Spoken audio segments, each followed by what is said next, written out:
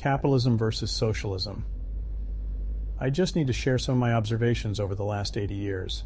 Capitalism has given us much, but capitalism without checks and balances is not good for any society.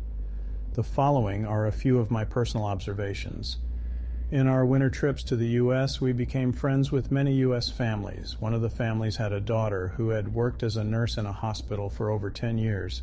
She came home telling her family that an investment group had just purchased the hospital.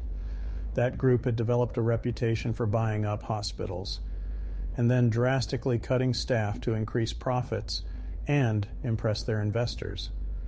As expected, she was out of work within a few weeks. I am not sure this is a good thing for any society. In another case, I read a story of an individual lamenting the loss of his job. He went on to explain the following.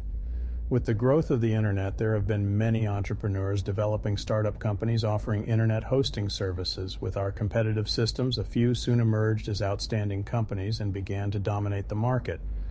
Again, investment groups saw this as an opportunity and started buying up all of these successful companies, sometimes ending up with many companies under the same umbrella of ownership.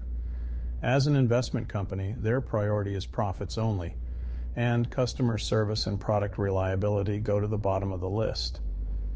When an investment group takes over a company, the first thing they look for is ways to cut costs and increase profits.